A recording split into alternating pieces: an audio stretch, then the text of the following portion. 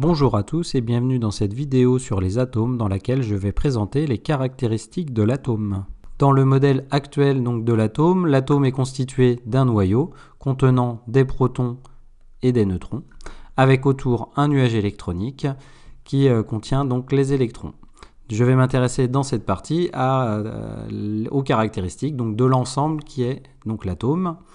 Donc caractéristiques de l'atome, tout d'abord la masse d'un atome va être principalement concentrée dans son noyau, ça c'est dû au modèle de Rutherford, ce qui veut donc dire qu'ici, pour déterminer la masse de l'atome, nous considérons qu'il s'agit à peu près de la masse du noyau, qui est donc égale à A, donc le nombre de masses, fois la masse d'un nucléon, ici. Ensuite, un atome est électriquement neutre, ça c'est dû au modèle de Thomson. Donc si l'atome est électriquement neutre, sachant que dans le noyau, les particules positives sont les protons et qu'autour, les particules négatives sont les électrons, nous aurons donc ici Q atome égale 0 coulomb et le nombre d'électrons qui sera égal au nombre de protons et donc au numéro atomique Z. Ça c'est dû au fait que l'électron et le proton ont des charges électriques opposées. Ensuite, le rayon d'un atome est d'environ 10-10 mètres, c'est-à-dire à peu près 0,1 nanomètre ou 1 angstrom qui est une unité adaptée pour les atomes. Et enfin, le noyau atomique ici est 10 puissance 5 fois plus petit que l'atome. Nous avions pour le rayon du noyau à 10-15 mètres ici.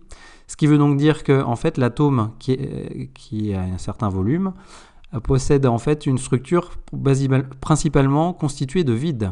Donc on dit dans ce cas que le noyau a une structure qui est lacunaire. Voyons maintenant comment décrire un atome avec des exemples. Donc je commence avec l'atome de lithium Li. Donc le noyau a déjà été vu précédemment avec ses caractéristiques, donc le nombre de nucléons, de protons, de neutrons et sa charge électrique. Je vais maintenant déterminer les caractéristiques de l'atome.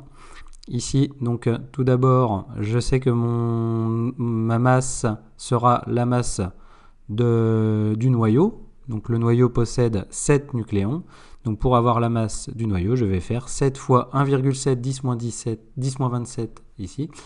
1,7 10-27 correspondant à la masse d'un nucléon, d'un proton ou d'un neutron.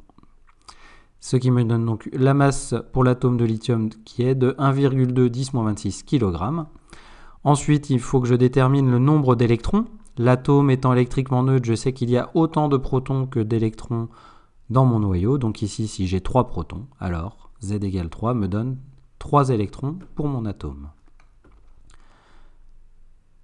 Deuxième exemple, cette fois avec l'atome de phosphore. Là encore, les caractéristiques du noyau ont été déterminées précédemment. Mon noyau contient 31 nucléons, dont 15 protons et 16 neutrons. Et la charge du noyau est de 2,4 10 puissance 18 coulombs. Je vais m'intéresser aux caractéristiques de l'atome en commençant avec la masse.